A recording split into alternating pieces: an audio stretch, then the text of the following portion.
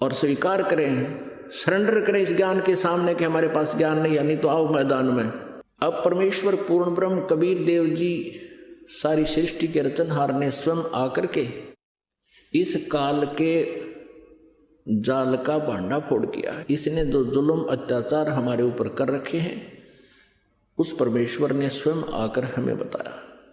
600 वर्ष पहले परमेश्वर कबीर देव जी ने यही ज्ञान दिया था जो आज पवित्र पुराणों में, पवित्र वेदों में, पवित्र श्रीमद् भगवद गीता जी में आज वर्णित पाया, उनके अंदर लिखा पाया। और उस समय के ये नकली गुरु आचार्य ये कहा करते थे कबीर जी तो जुलाहा है और शूद्र जाति से संबंध रखता है, इसको किसी ब्राह्मण ने शिक्षा नहीं दी, ये सदग्रंथों के बारे में क्या जाने, ये झूठ बोल रहा है। परमेश्वर 600 वर्ष पहले कहा करते थे कि ब्रह्मा विष्णु महेश जी ये नासवान हैं, इनकी जन्म मृत्यु होती है, ये अविनाशी नहीं है, ये कंप्लीट गॉड नहीं है, ये अखिल ब्रह्मांड के नायक नहीं है, ये पूर्ण परमात्मा नहीं है। और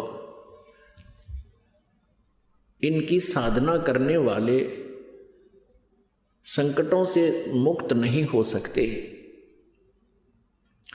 तो उस समय इन परमात्मा के सतवचनों का इतना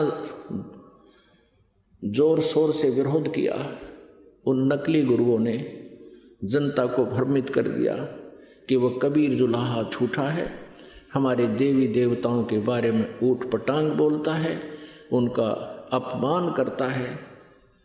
और परमेश्वर के पीछे हमें लगा दिया उन दुष्टों ने,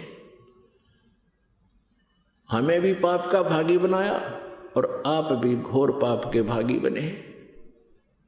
वही ज्ञान जो 600 वर्ष पहले परमेश्वर कबीर देव जी ने बताया था, आज ये दास आपको परमेश्वर के ज्ञान को अपने सदग्रंथों से मेल करके रूबरू करा रहा है।